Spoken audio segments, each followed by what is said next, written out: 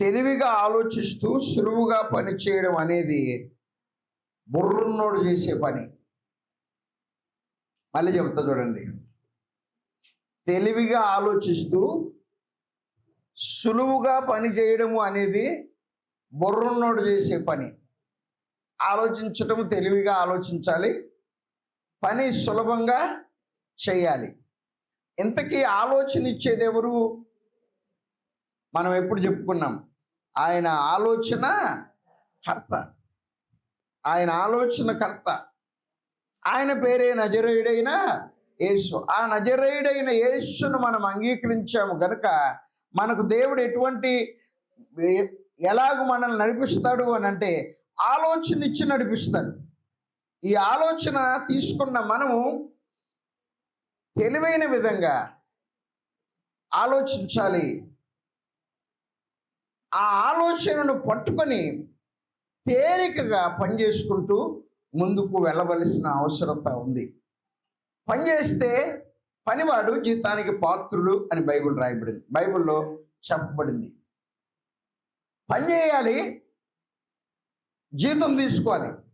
కానీ ఈ పని ఎలా ఉండాలి అని అంటే తెలివైన వ్యక్తి చేసినట్లు ఉండాలి. ఈ తెలివైన వ్యక్తి పనిచేస్తూ ముందుకు వెళితే ఎలాగుంటుంది అని అంటే ఉన్నతమైన కోణంలో ఉంటుంది. మరొక తలంపుతో నేను ఈరోజు వర్తమానాన్ని కొనసాగించాలని ఆశపడుతున్నాను. ఇక్కడ చూడండి, ఒక్కసారి ఏమనుకోకుండా ఈ పిక్చర్ చూపెట్టవా? లాక్కొని వెళ్తున్నాడు, చూసావు ఒక ఆయన. ఎస్, ఇది చూడండి. ప్రశ్నతో మొదలైంది. ఏంటి అని అంటే ఆకలి గొప్పదా, ఆలోచన గొప్పదా?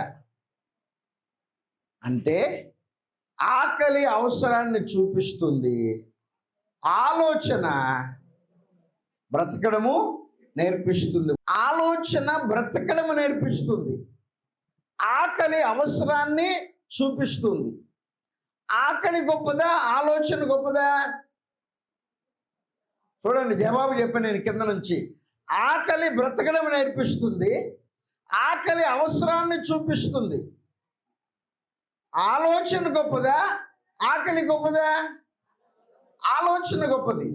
ఎందుకు ఆలోచన గొప్పదో ఈ దినాన మీతో నేను పంచుకుంటాను. రండి, మనం చదువుకున్న దేవుని వాక్యంలో 22 వచనాల వరకు మనం చదువుకున్నాం. ఈ అధ్యాయం అంతా కూడా ఒక కుటుంబాన్ని జ్ఞాపకం చేస్తుంది, కుటుంబం గురించి చెబుతుంది.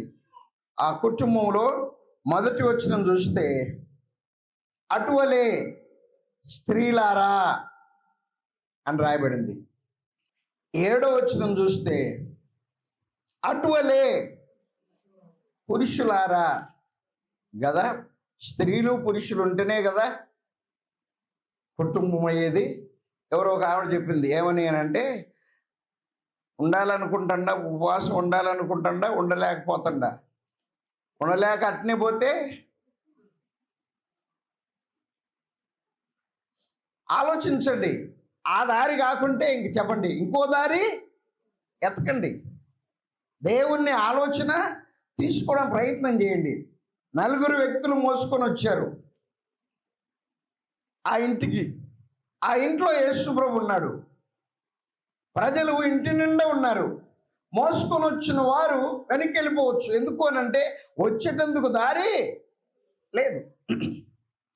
వారిలో నీ బోటి అయినా ఆలోచించాడు. ఏమని అనంటే, అబ్బాయి మనం లోపలికి వెళ్ళేటందుకు దారి లేదు, కానీ వీడు మనూరోడే, వీడికి మనం సహాయము చేయాలి కనుక వీడిని ఎలాగైనా సరే యేసు ప్రభు దగ్గరికి తీసుకొని వెళ్ళాలి. ఆలోచన వచ్చింది. ఆ పని చేసేవాళ్ళు. వాళ్ళు చేసిన పని ఆ దినాన చాలా కష్టమైంది. ఏంటి వాళ్ళు చేసిన పని అని అంటే ఇంటి పైకప్పు తీసి యేసు ప్రభు ఎక్కడున్నాడో అక్కడికి దింపారు. అక్కడికి దింపగానే యేసు ప్రభు అతనితో చెప్పిన మాట ఏంటి అని అంటే, కుమారుడా, నీ పాపములు క్షమించబడ్డాయి, నీ పరుపెత్తుకొని వెళ్ళు. అతనికి పాపము ఉంది, రోగం ఉంది. జనాలందరూ కనపడేది రోగం, దేవునికి కనపడేది పాపం. దేవుడు చూస్తూ ఉన్నది ఏంటి అని అంటే అతనిలో ఉన్న పాపం. ఆ నలుగురు వ్యక్తులకు అర్థమైంది ఏంటి అని అంటే అతనిలో ఉన్న రోగం. దేవుడు అతనిలో ఉన్న పాపాన్ని క్షమించాడు, అతనిలో ఉన్న రోగాన్ని స్వస్థత పరిచాడు. పాపము పోవాలి, రోగము పోవాలి, అంతేనంటారా? ముందుకు రండి. అలాగొస్తే మనము 13వ వచనం నుంచి చదువుకుంటా వచ్చారు. ఆ 13వ వచనాన్ని చదివినప్పుడు ఇలాగుంది. ఏమంటాడంటే, మీరు మంచి విషయములో ఆసక్తి గలవారైతే అని అంటాడు. మీరు అని అంటే ముందు చదివే నేను, అటువలే స్త్రీలు, అటువలే పురుషులు. ఇప్పుడు కలిపి చెప్పండి ఇద్దరిని. స్త్రీలు పురుషులు అనబడే మీరు, కుటుంబము అనబడే మీరు, దేవుణ్ణి నమ్మి ముందుకు వెళుతున్న మీరు ఏమవుతే మంచి విషయంలో ఆసక్తి గలవారైతే, ఇట్స్ కండిషన్. ఏం జరుగుతుంది అని అంటే మీ జీవితము ప్రత్యేకంగా ఉంటుంది. ఇది దేవుడు చెబుతున్నమాట. మంచి విషయంలో మీరు ఆసక్తి గలవారైతే మీకు హాని చేసేవాడు ఉండడు. ఎందుకు అనంటే మీకున్నది మంచి చేయాలి అన్న తపన, మంచిని పొందుకోవాలి అన్నది తపన, మంచిని సాధించాలన్నది మీ హృదయాలలో ఉన్న నిశ్చయత, మీ హృదయాలలో ఉన్న బలమైన ఆలోచన. ఇది దేవుడు చెబుతున్నమాట అంటూ 16వ వచనంలో ఉంది ఈరోజు నా వర్తమానం అంశం.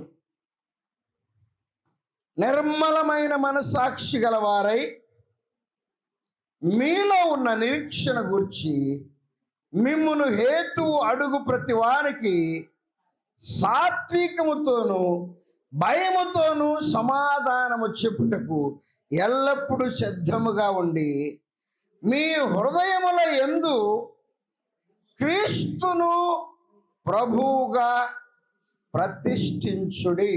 ఈరోజు వర్తమానం యొక్క అంశం ఏంటి అని అంటే మీ హృదయాలలో క్రీస్తును ప్రభువుగా ప్రతిష్ఠించుకొనుడి.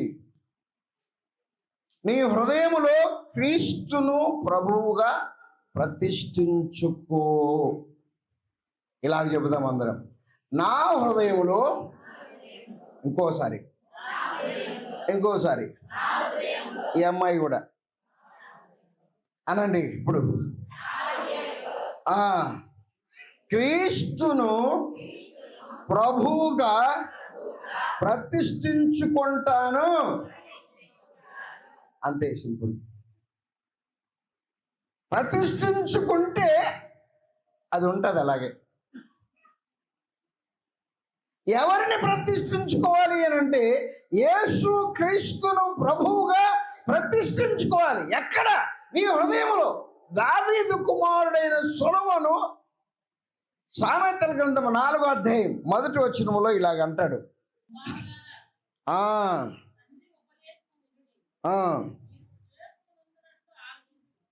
తండ్రి ఉపదేశం వినండి కుమారులారా. తర్వాత మాట, వివేకమునందునట్లు ఆలకించుడి. 4వ వచనం,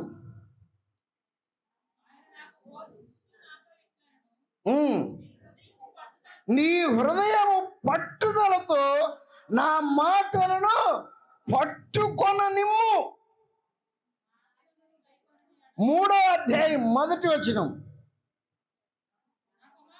నా కుమారుడా నా ఉపదేశమును మరవకము, నా ఆజ్ఞలను హృదయపూర్వకంగా ఎలా గైకొనాలంట? హృదయపూర్వకంగా గైకొను. అవి ఏం చేస్తాయి? అవి దీర్ఘాయువును, సుఖజీవంతో గడుచు సంవత్సరములను, శాంతిని నీకు కలగజేయును. హృదయము దేవుని మాటలు పట్టుకుంటే, హృదయంలో యేసుకు అధిక స్థానం ఇస్తే, ఆ హృదయంలో ఉన్న ఆ మాట, ఆ యేసు ఏం చేస్తాడు అని ఈ దావీదు తన కుమారుడైన సొలొమోను ద్వారా జ్ఞాపకం చేస్తూ దేవుని మాటకు లోబడి బ్రతకాలని తీర్మానం చేసుకున్న సొలొమోను ఏమంటున్నాడు అని అంటే, అవి దీర్ఘాయువును సుఖముతో సుఖజీవముతో గడుచు సంవత్సరములను శాంతిని నీకు కలగజేయును. ఏమేమి ఏవైతే నీ హృదయములో ప్రతిష్ఠించుకున్న ఆయన మాటలు ఉన్నాయో. దావీదు 119వ కీర్తన 9వ వచనంలో ఇలాగ అన్నాడు. 119వ కీర్తన 9వ వచనం, యవనులు దేని చేత తమ నడతను శుద్ధిపరుచుకుందరు? నీ వాక్యమును బట్టి దానిని జాగ్రత్తగా చూసుకొనుట చేతనే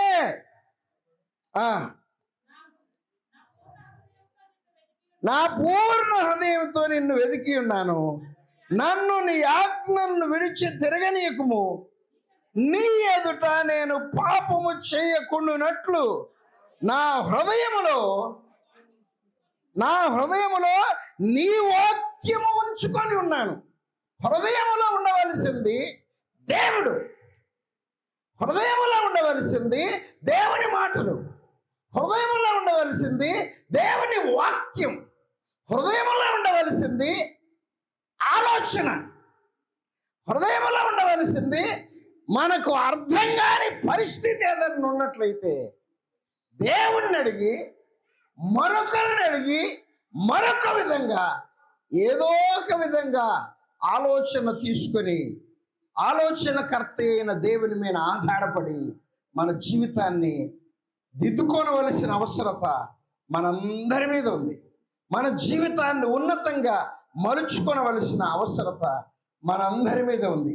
నేను జ్ఞాపకం చేస్తూ సాక్ష్యాలు చెప్పకముందు చెప్పిన తర్వాత మీ అందరి సాక్ష్యాలు నేను విన్నాను.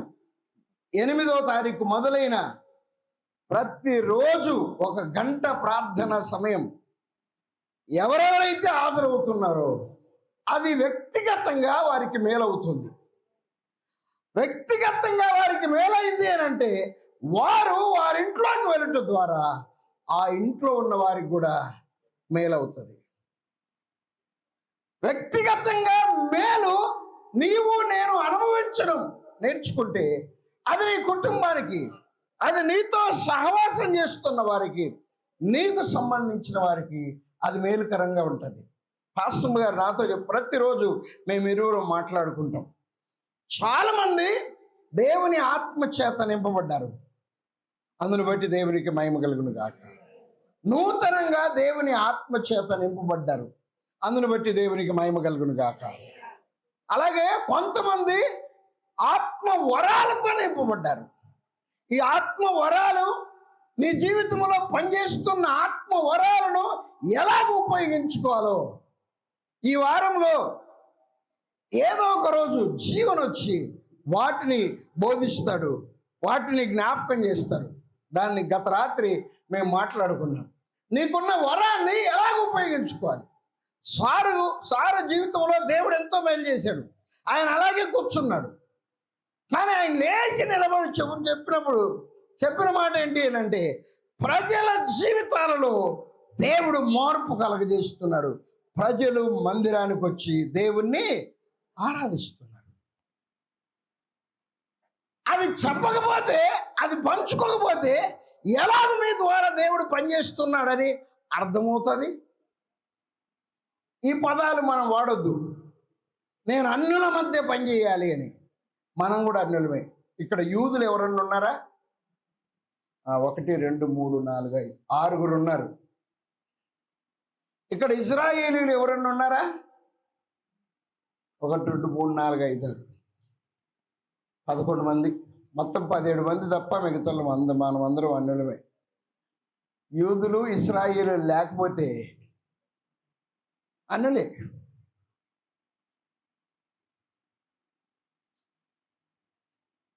తన ప్రజలను వారి పాపముల నుండి ఆయనే రక్షించును. ఎవరు ఆయన ప్రజలు అని అంటే యూదులు.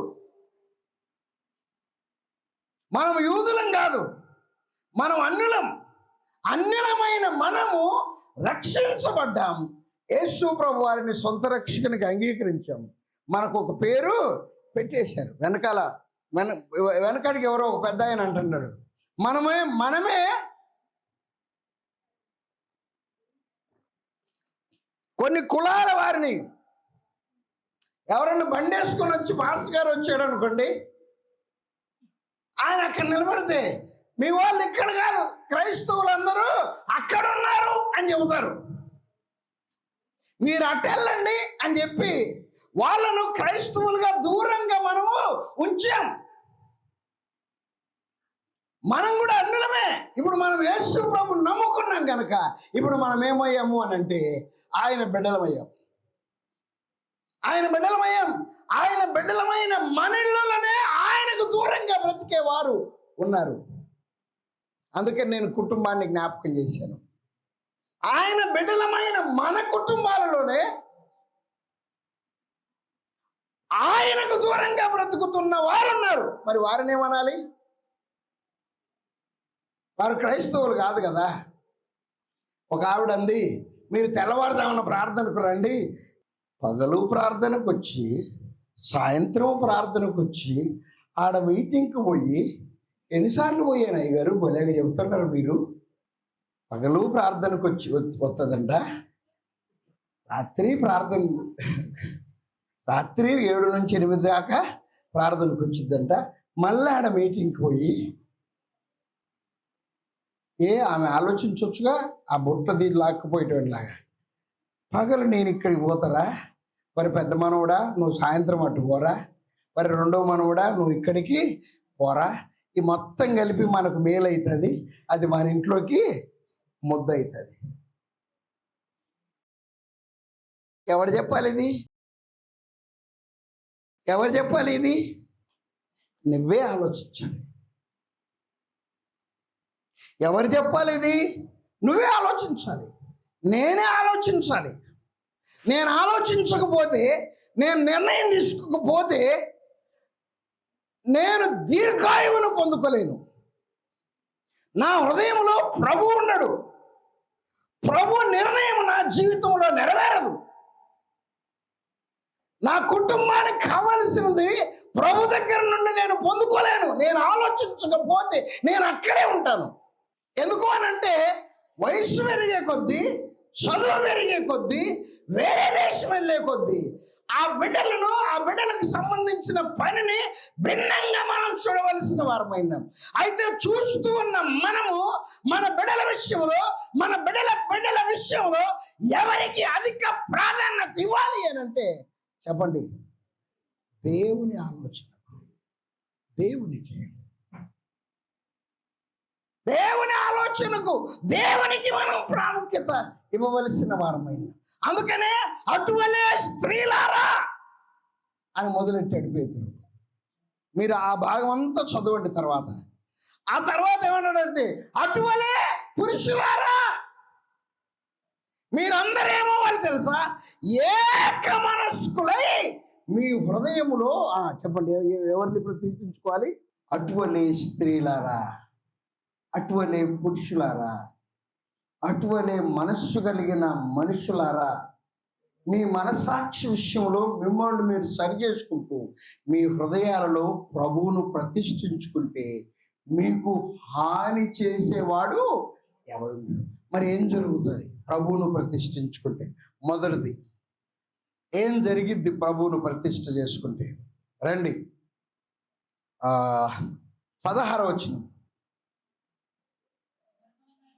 నిర్మలమైన మనస్సాక్షి గలవారై, గట్టిగా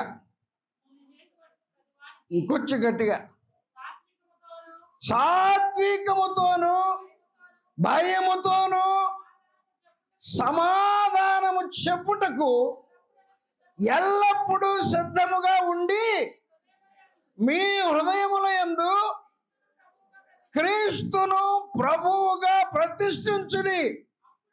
అప్పుడు మీరు దేని విషయమై దుర్మార్గులను దూషించబడుదురు, దాని విషయమై క్రీస్తునందున్న మీ సత్ప్రవర్తన అపనింద వేయువారు సిగ్గుపడుదురు. ఇంకా దేవుని చిత్తం అలాగున్న ఎడల కీడు చేసి శ్రమపడుట కంటే మేలు చేసి శ్రమపడుట మంచిది. 14 వచనం చూడండి. ఇప్పుడు మీరొకవేళ చెప్పండి, దేని నిమిత్తము? దేని నిమిత్తము? ఆకలి నిమిత్తం కాదు, అవసరత నిమిత్తం కాదు. మీరొకవేళ ప్రభువును ప్రతిష్ఠించుకున్న మీరు, ప్రభువును నమ్మిన మీరు, ప్రభు బిడ్డలుగా బ్రతుకుతున్న మీరు ఒకవేళ నీతి నిమిత్తము శ్రమ పడినను మీరు ధనులే. అది మొదటిది. ఒకవేళ శ్రమ పడిన, ఒకవేళ కష్టం వచ్చిన, ఒకవేళ వ్యతిరేకత వచ్చిన, కారణం ప్రభువును మనం ప్రతిష్ఠించుకున్నాం. నేను ప్రభువుకు చోటిచ్చాను. నేను అన్యుణ్ణి, నేను యూదుణ్ణి కాదు, నేను ఇశ్రాయేలుని కాదు. ఇక్కడున్న నా భార్య అన్యురాలే. అన్యులు అనంగానే మనకేమనిపిస్తుంది అని అంటే, యేసు ప్రభు అంటే తెలియని వాళ్ళు అంటాం. తెలిసినా మన హృదయంలో ప్రభువుకు చోటు లేదు కదా. తెలిసినా ప్రభు చెప్పినట్టు బ్రతకట్లేదు కదా మన పిల్లలు, బ్రతకట్లేదు కదా మన యజమానుడు. అప్పుడు వారు కూడా ఏమైనట్టు? అనులే కదా. వారిలో ప్రభు లేడు. అందుకని నేనేం చేయాలి అని అంటే వారికి ప్రభుని ఇవ్వాలి. అంతే. ప్రభు వారిలో ఉంటే ఏం జరుగుతుంది? వారు ధన్యులవుతారు, వారి ఆయుష్ పొడిగించబడుతుంది, వారి అవసరతలు తీర్చబడతాయి. ఏం చెప్పడం నా ఉద్దేశం అని అంటే, ప్రభు నీ హృదయంలో ఉంటే నీవు ధన్యుడవుతావు. దాని అర్థం ఏంటి తెలుసా? నీవు ఆశీర్వదించబడతావు, నీవు ఆశీర్వదించబడతావు. హల్లెలూయా.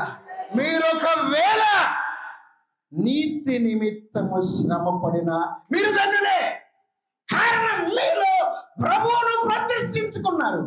మీ శ్రమ నీతి కొరకు తాత్కాలికంగా ఉంటుంది. మేము 35 సంవత్సరాల తర్వాత ఒక ఇంట్లోకి వెళ్ళబోతున్నాం. ఈ సంవత్సరం ఆఖరిలో 35 సంవత్సరాల తర్వాత 1990వ సంవత్సరం ఏప్రిల్ నెల 10వ తారీఖు మేము ఇక్కడికి వచ్చాం. ఇది 2025వ సంవత్సరం. 35 సంవత్సరాల తర్వాత మేము ఒక ఇంట్లోకి వెళ్ళబోతున్నాం. ఇది శ్రమే. వేరు వేరు ఇళ్ళల్లో ఉండటం కష్టమే. కానీ దేని కొరకు అని అంటే ముందుకు సాగిపోయేటందుకు, సేవలో అభివృద్ధి పొందేటందుకు. నువ్వు ఉన్న ఇంట్లో కానీ, నువ్వు ఎదుర్కొంటున్న పరిస్థితులలో కానీ ఒకవేళ నువ్వు శ్రమ పడుతుంటే అది యథార్థమైందైతే, నువ్వు యథార్థంగా ఉన్నా నీ మీదికి శ్రమ వస్తే నిలబడు. దేవుడు దాన్ని ఎలాగ మారుస్తాడు అంటే ఆశీర్వాదంగా మారుస్తాడు. ధన్యత మారాను మధురంగా మారుస్తాడు. ఆటంకాన్ని ఆశీర్వాదంగా మారుస్తాడు. వ్యతిరేకతను దీవెనకరంగా మారుస్తాడు. అందరూ కాదు అని చెప్పిన ఆయన అవును అని చెబితే అక్కడ పని జరగగలదు. హల్లెలూయా, హల్లెలూయా. ఎన్నోసార్లు మా జీవితంలో అవ్వదు అన్న సందర్భాలు ఉన్నాయి, కుదరదు అన్న సందర్భాలు ఉన్నాయి, ఓటమి అంచుల వరకు వెళ్ళిన సందర్భాలు. నేను ఏ ఆత్మీయ బిడ్డ గురించి చెప్పాను వారందరూ నాకు ఆత్మీయ బిడ్డలు. నేను కన్న బిడ్డలు 3 అయితే ఆత్మీయ బిడ్డలు 470 మంది పైబడి ఉన్నారు. కొందరు తొలగిపోయారు, అయితే ప్రభు వదిలిపెట్టడు. కొందరు దూరంగా ఉన్నారు, అయితే ప్రభు వదిలిపెట్టడు. కొందరు వేరే దేశాల్లో ఉన్నాడు, అయితే ప్రభు వదిలిపెట్టడు. వారు పడుతున్న శ్రమ నీతి కొరకైనదైతే ఖచ్చితంగా దేవుడు అక్కడ ఆశీర్వాదాన్ని ఇస్తాడు. ఆలోచన లేకపోతే రక్షించబడిన నీవు ధన్యురాలవైన ధన్యుడవైన నీ కుటుంబాన్ని పోగొట్టుకుంటావు, నీ బిడ్డలను పోగొట్టుకుంటావు. ధన్యత. రెండవది, ప్రభువును ప్రతిష్ఠించుకుంటున్న నీకు ధన్యత. రెండవది ఏంటి అంటే ప్రార్థన. చూడండి ఎలాగుందో. అపోస్తుల కార్యం 2వ అధ్యాయం 42, 43, 44 వచనాలు. కొంచెం ముందుకు వెళ్తాం త్వరగా. నాకు 20 నిమిషాల సమయం ఉంది, నేను ముగించవలసిన వాడినైనా. అపోస్తుల బోధ యందును సహవాసమందును రొట్టె విరుచుట యందును ప్రార్థన చేయుట యందును ఎడతెగక ఉండిరి. ఏం చేసేవాళ్ళంట? అపోస్తుల బోధను వదిలిపెట్టలేదు. ఉపవాసం ఉండడం కుదరలేదా? ఉపవాసం ఆపు, ప్రార్థించు, బోధను నేర్చుకో, ఆలోచన పట్టుకో, ముందుకు వెళ్ళు. 4 ప్రార్థనలు ఉన్నాయి రోజు. 2కి నువ్వు వెళ్ళు, 2కి నీ ఇంట్లో నుంచి ఇంకెద్దరిని పంపించు.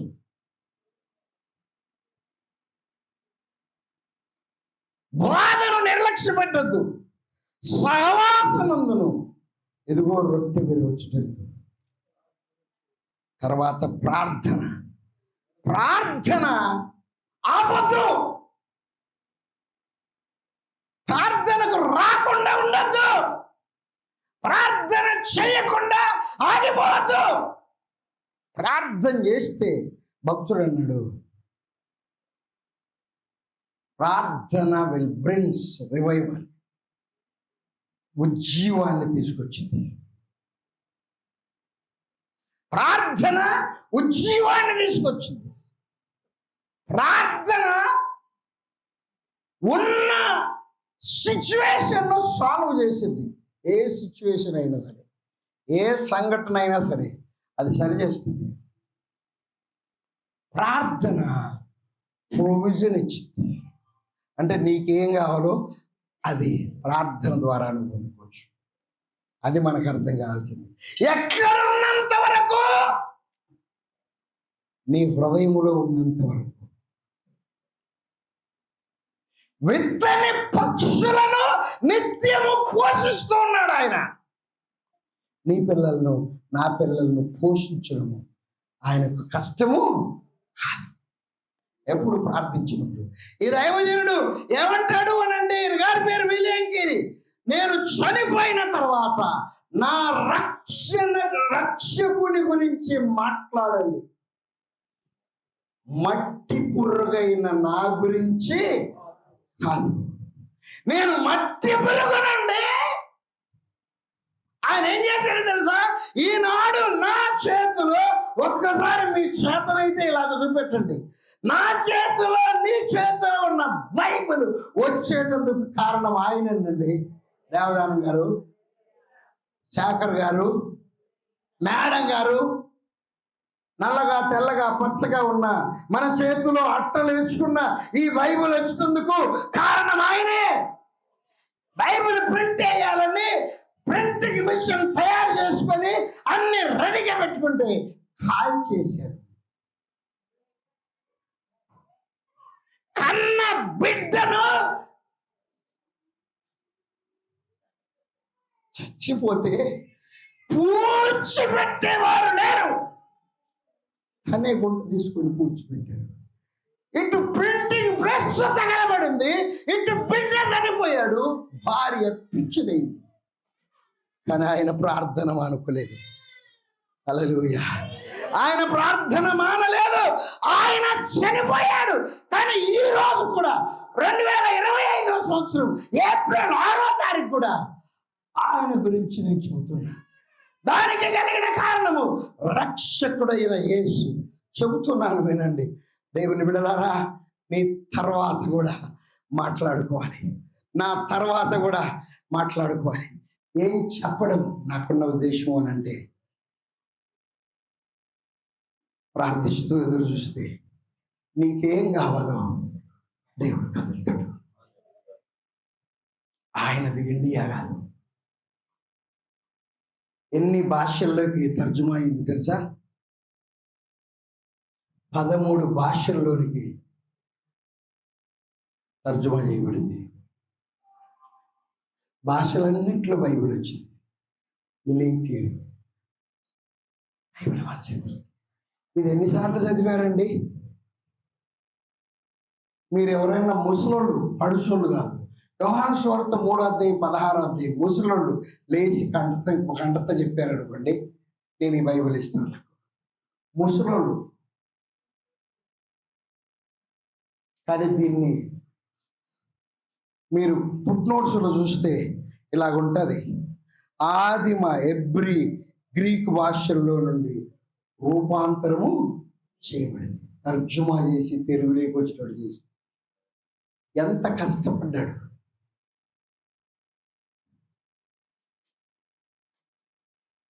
కాల్ చేశాడు, మళ్ళీ కష్టపడ్డాడు. బిడ్డ చనిపోయారు, పూడ్చేవాళ్ళు లేరు. సతీ సహమానం అప్పుడు జరుగుతూ ఉంది. భర్త చనిపోతే స్త్రీని కూడా కాల్ చేస్తూ ఉన్నారు. దానికి అడ్డుగా నిలబడ్డాడు. బ్యాంకింగ్ సిస్టాన్ని తీసుకొచ్చాడు. న్యూస్ పేపర్ను తీసుకొచ్చాడు. పెన్నులు తీసుకొచ్చాడు.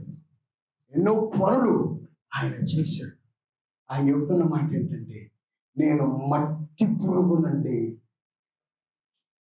దారం ఇస్తే చెప్పాలని కోరుకుంటామా. ఏమిస్తే? దారం ఇస్తుంది. ఇన్ని ఇచ్చాడు ఆయన. ఆయన ఏమంటాడంటే, నేను ఎవరిని తెలుసా? నేను లేననుకో అయ్యగారు ఉండేవాడేనా అని అనేవాళ్ళ నాకు తెలుసు. ఆ గొంతులు నేను ఇప్పటికి వింటా ఉన్నా. నువ్వు కాదు ముఖ్యం, నువ్వు నేను ఎవరు తెలుసా? మట్టి గట్టాలం. మట్టి గట్టాలమ్మ.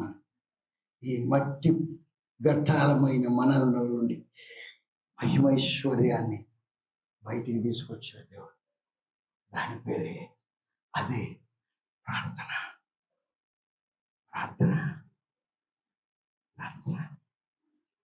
ప్రార్థిస్తున్న దానియేలు ఎక్కడ దొరకడని ప్రార్థన ఆపాలని ప్రయత్నం చేశారు.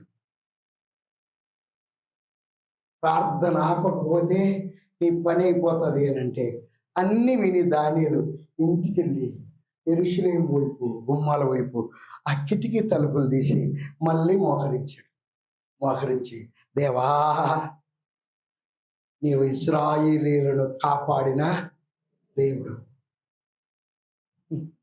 నీవు నా దేవుడు, నేను ఇక్కడున్నాను, వీరి కింద పరిపాలన చేస్తున్నాను, వీరే గొప్ప అనుకుంటున్నారు.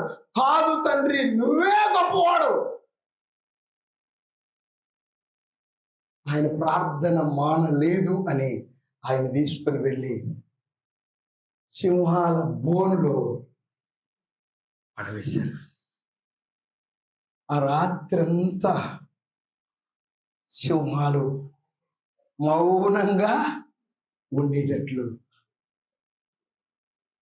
నువ్వు ఎదుర్కొన్న పరిస్థితి ఏదైనా సరే ఎడతెగక ఉండాలి. ఏంటది? ప్రార్థన. ఎడతెగక పట్టుకోవాలి బోధ, ఎడతెగక సహవాసం చేయాలి, ఎడతెగక రొట్టె విరవాలి. అంతేనంటారా? అద్భుతాలు జరిగాయి. 43 వచనం చూస్తే సూచక్రియలు జరిగాయి. 2వ అధ్యాయం 43 వచనం, అపోస్తలుల కార్యం 2వ అధ్యాయం 43. ఎస్,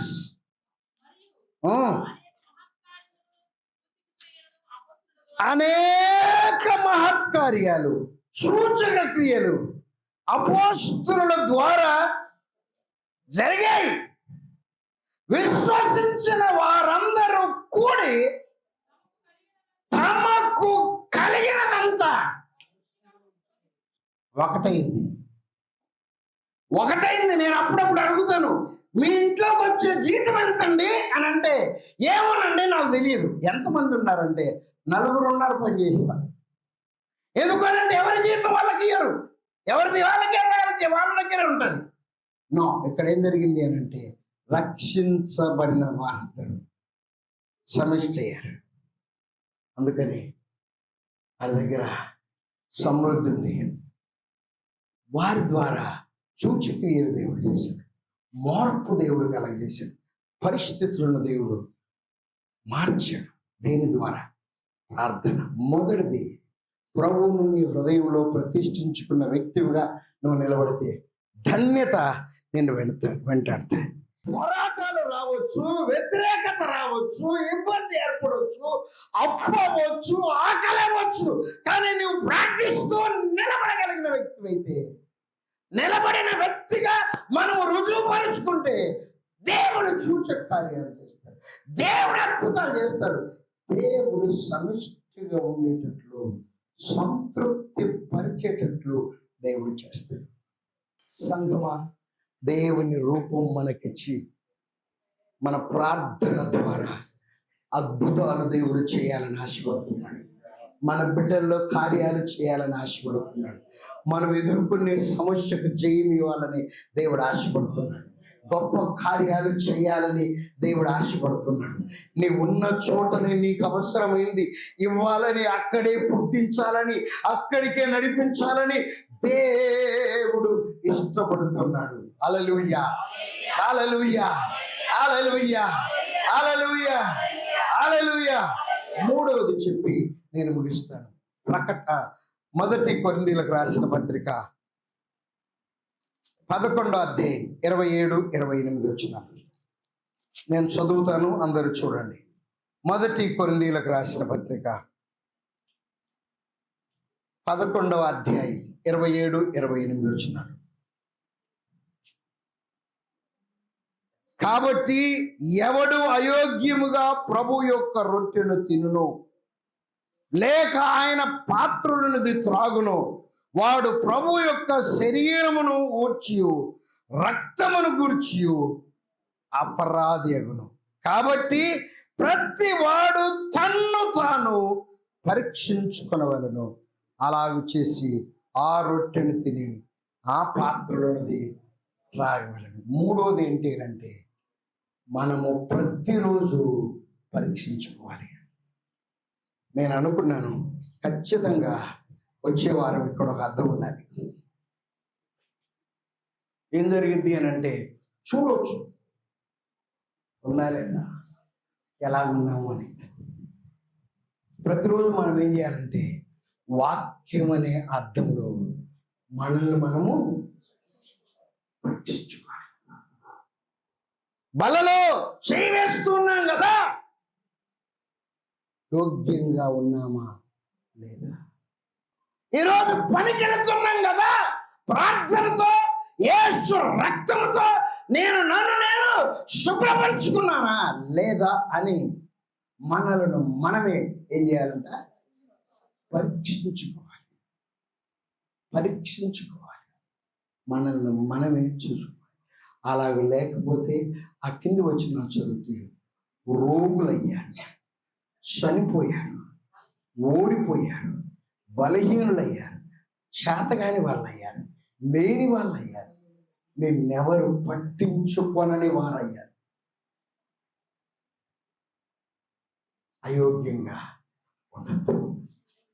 మొదటిది, ప్రభువును నీ హృదయంలో ప్రతిష్ఠించుకుంటే ధన్యత నిన్ను వెంటాడుతుంది, అనగా ఆశీర్వాదం నిన్ను వెంటాడుతుంది. రెండవది, ప్రభువు నీ హృదయంలో ఉంటే ప్రార్థించకుండా ఉండలేవు. ఆఖరి రోజు కూడా శిలువ మరణానికి వెళ్ళేటప్పుడు కూడా ఆయన ప్రార్థన చేశాడు. ప్రార్థించకుండా ఉండలేవు. ప్రార్థన లేదు, రాదు అని అంటే ప్రభువును దూరంగా పెట్టేవేమో పరీక్షించుకో.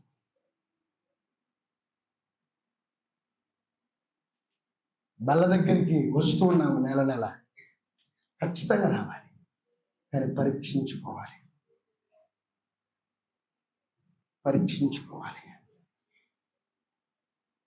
పరీక్షించుకుంటే పరీక్షలో పాస్ అవుతుంది.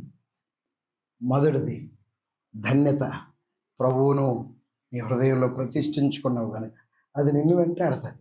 ఎందుకు? ఆయనే కదా ఈ ప్రపంచ దేవుడు. ఆయనే కదా అన్నీ చేయగలిగిన దేవుడు. ఏదైనా జరుగుతూ ఉంది, బంగ్లాదేశ్లో ఉన్న వాళ్ళు క్షేమంగా ఉన్నారు అని అంటే వాళ్ళ గొప్పతనం కాదు. కెనడాలో ఉన్న వాళ్ళు క్షేమంగా ఉన్నారంటే వాళ్ళ గొప్పతనం కాదు, దేవుని గొప్పతనం. దేవుని గొప్పతనం, దేవుని గొప్పతనం. అదే ధన్యత. రెండోది ప్రార్థన మండాలి రోజు. మూడవది పరీక్షించుకోవాలి, ఎప్పటికప్పుడు చూడాలి, ఎప్పటికప్పుడు చూడాలి. నేను 4 సార్లు చూసుకున్నా ఉన్నాయా లేవా అని. ఏంటివి? ఇందాక జోబులు వేసుకునేవి. వీటికే నేను అంత ప్రాముఖ్యత ఇస్తే నిత్య జీవంలోకి వెళ్ళే మన జీవితానికి మనం ఎంత ప్రాముఖ్యత ఇవ్వాలో ఒకసారి ఆలోచించండి. వాళ్ళ దగ్గరికి వస్తున్నా, పరీక్షించుకుందామా? లేచి నిలబడి నీ సన్నిధి కొరకై స్తుతిస్తున్నాం. 4వ మాసంలో అందరం బలలో పాల్గొనే భాగ్యం ఇచ్చారు, అందుకు మీకు వందనాలు. రాలేకపోయిన బిడ్డలను దర్శించండి, మరొక తరుణం ఇవ్వండి, సమాధానం దయచేయండి. యేసు నామమందు ఈ ప్రార్థనలు అడిగి వేడుకుంటున్నాం తండ్రి.